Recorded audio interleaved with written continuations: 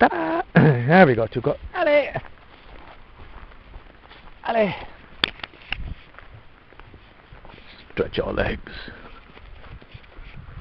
Me and Flo had a very good flowing conversation about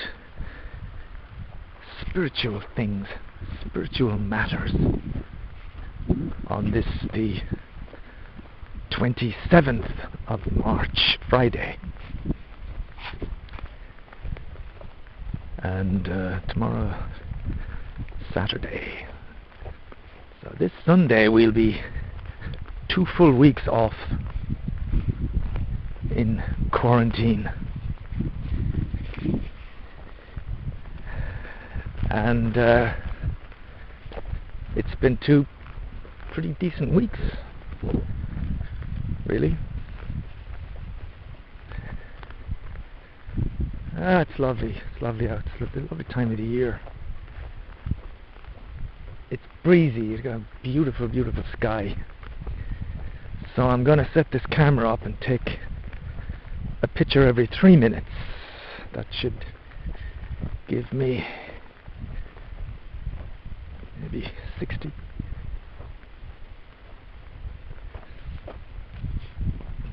That's quite a lot of pictures, I think. Beautiful.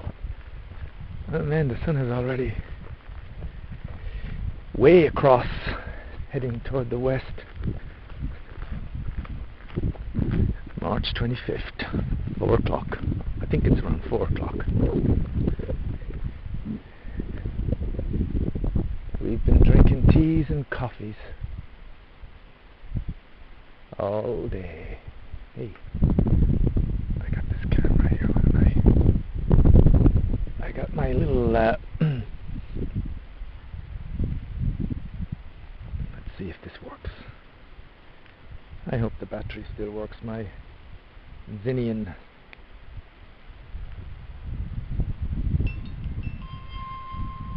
beautiful. I'm gonna try this. There we go, we're off. What's the battery like? Not much. If I just put that down there.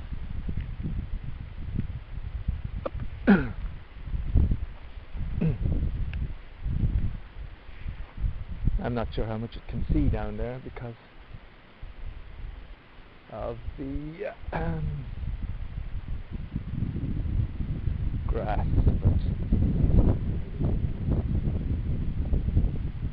Alright, Tuco. Where are you, oh moon of Kentucky? There's somebody lonesome and blue. There's nothing, it seems, but memories and dreams waiting to whisper to you. Day's done and here am I all alone. Roll along, roll along. Kentucky moon up. Thank you. Thank you very much. We're going to turn that off now.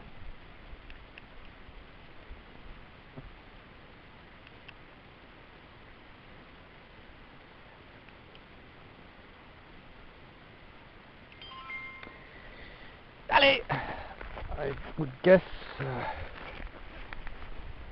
we have enough maybe for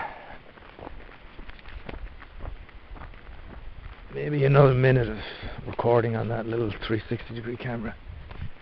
It's a bit like my Parrot drone. You just got to charge it fully and then you got 5 minutes if you're lucky. I don't mind though.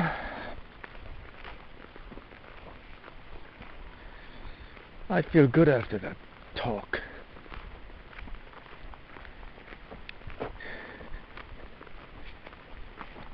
You know, it's the one thing about the Gospels, as I was reading and listening to it, and it was irritating, and that was, it's so complicated. To me, it's just so enigmatic, puzzling, abstract, complicated. And young to a greater extent is the same. He's so enigmatic and just difficult to understand. And like I do when I look at things and I say, what's the point in the day-to-day life? How is this useful? Sorry, talking to Tuco. In the same way, in the day-to-day life, I say, how is this stuff useful to you? When you get up, you wash your teeth, you drink your tea, you're walking around and you've got some anxiety, you've got some stress, you're upset about something, you're scared of something, you're anxious about the future, you're dealing with getting older, all these things. That's kind of what we all go through day in, day out.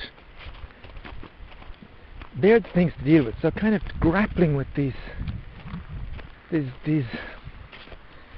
enormous mysteries of the cosmos, to me, kind of seems irrelevant.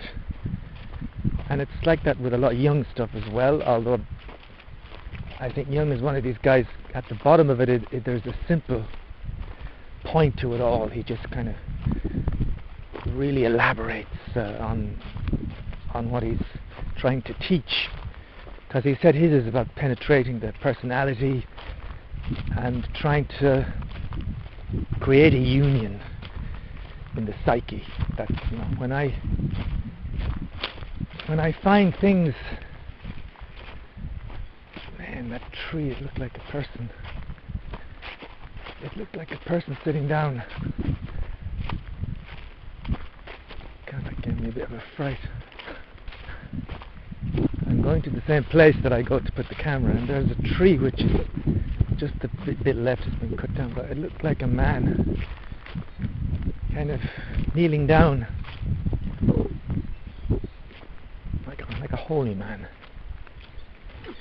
Yeah, so I like when things are simple, and when Jung says there's a unification going on within us, it's like there's a conflict because the ego is trying to understand things in its way, but really what's going on is the good way to look at it is there's an internal battle, and the objective is unification of all the different elements. And when that happens, a person will be more serene, more calm, will have a greater depth, will have a greater sense of breath coming in, and will be blessed and have the ability to bless.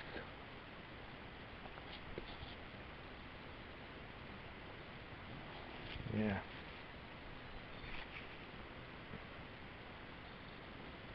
Okay, I'm going to switch this off for now. Adios for now. Be back a bit later.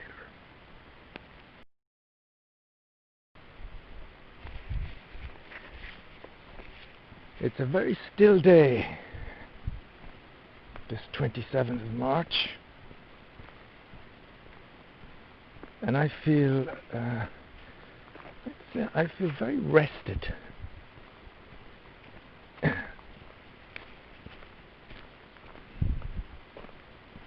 Probably worth pointing out. It's one of those moments, it's very still. The clouds are beautiful.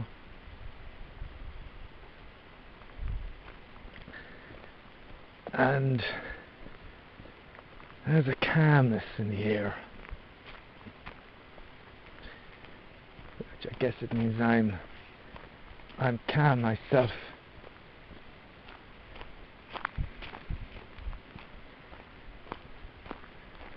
I wrote one time, sometimes I feel like I have breakthroughs on the self-realization, individuation, spiritual, whatever. And I kind of put it like, it's like getting a promotion on the spiritual level. The thing would be to make it last. But of course, I I'm not the body. I am not the mind, nor the ego, and those things are going to get tangled up in weeds and thorns of various things. It happens all the time, and those states grab me. I don't drift into them, they get me.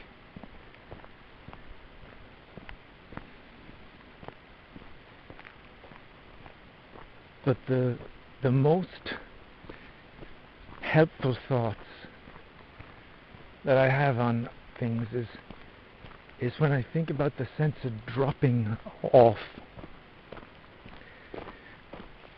Because it's normally little obstacles of thought or obstacles in life that cause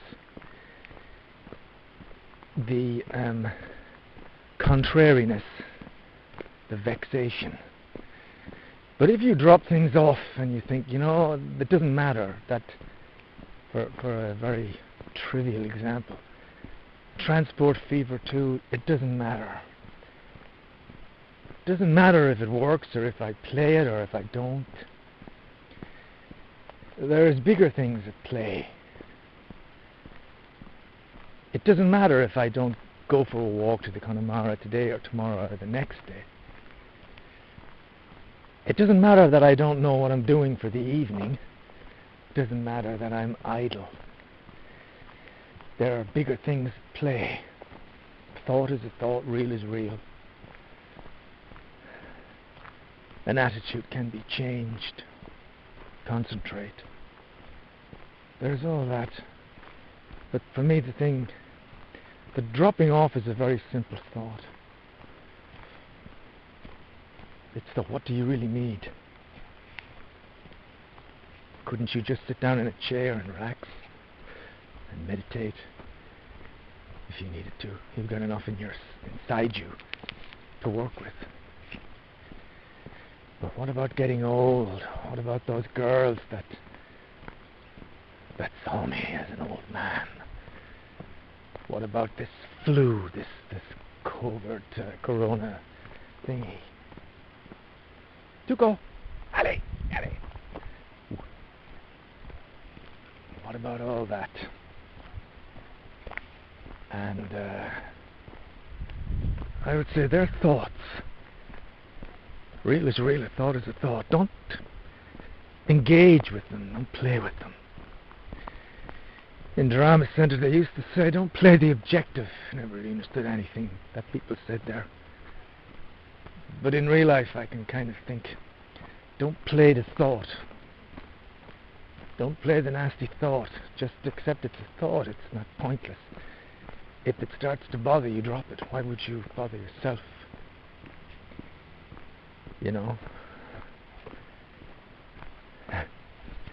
That's a bit of a realization I think I just got really over the last few hours, is this sense of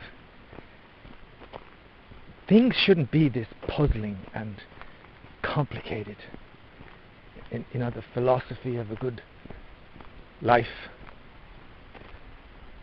the notion that things can get more powerful, that there is a way, that there is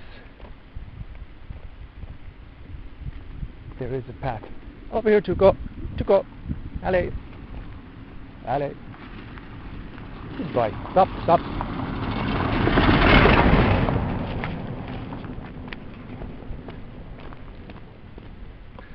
That one can get high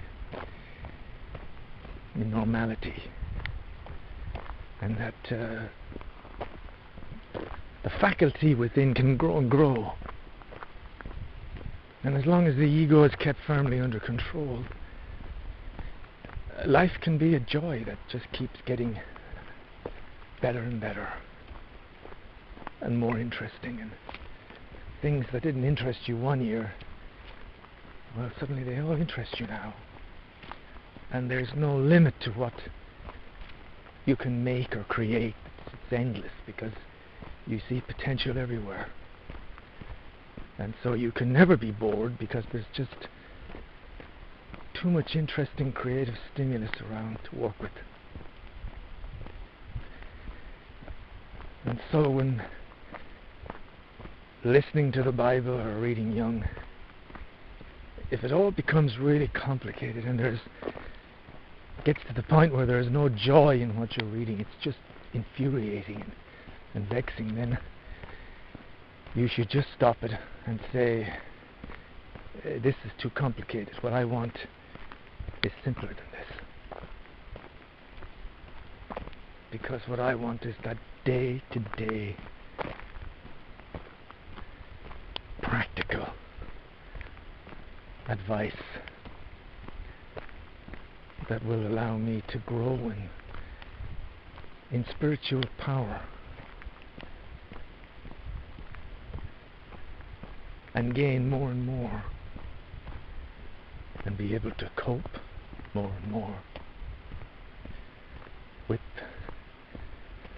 the slings and arrows of faith.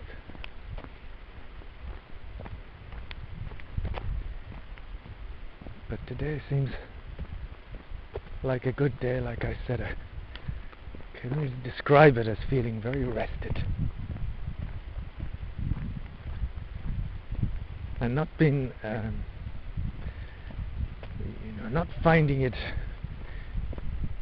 awkward or worrying that I have to go through the whole evening and trying to find things to do till 7 or 8 o'clock, because I don't want to go straight to the computer room. It's still there a little bit. Old habits die hard, but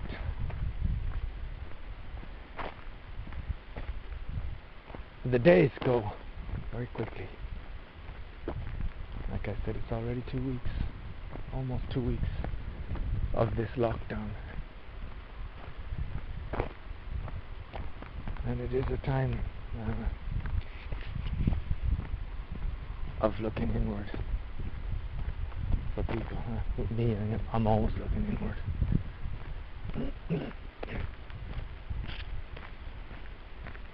Anyway, that's about it. So that's about all for now.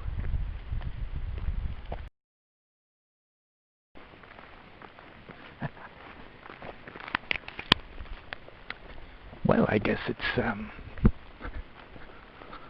maybe 7:30. I'm just going to collect the camera, and this is a wonderful light. It's 5 minutes maybe before it gets dark, so you've really got this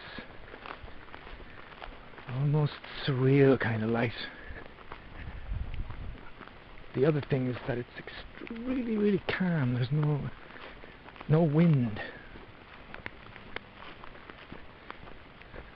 which is I guess because the sun hasn't gone down for very long, so maybe there's still some heat in the air. That's quite cool. I don't mean cold, I mean it's quite nice. I can see all the little lights in Vox and Villeneuve. As I look at Vox and Villeneuve now, I'm reminded of the game I'm going to be attempting to play later on, Transport Fever. That could be one of the towns in the game, and I'm trying to deliver stuff over there.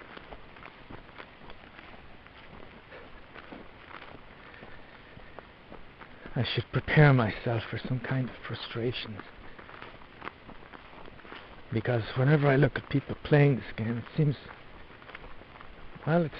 easy enough, you know. You just think, oh, you just need to practice it. But then when I start playing it, I sometimes find myself just simply not being able to get something to work. But I really want to invest some time into this game. I think it could be quite special. It's got that element of Tropico, which I liked when you were delivering stuff to the ships. And I could watch guys deliver stuff in their little carts and things at the beginning of the Tropico campaign. you know, for hours I just found that great. But the thing about Tropico is that didn't really make any sense because the money was, it was impossible to understand the economy in that game. Blah blah blah. So we're getting to the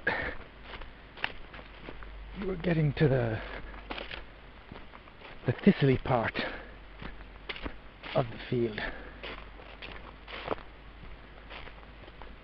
It's amazing how mild it is. It's completely still. It's been like that all day.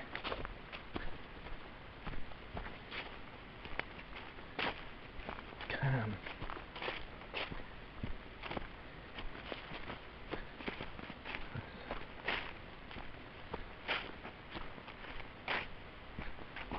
I was just thinking of the news from Italy. My God. That's shocking. It's over 900 people dead in a single day from this God-forsaken fucking flu.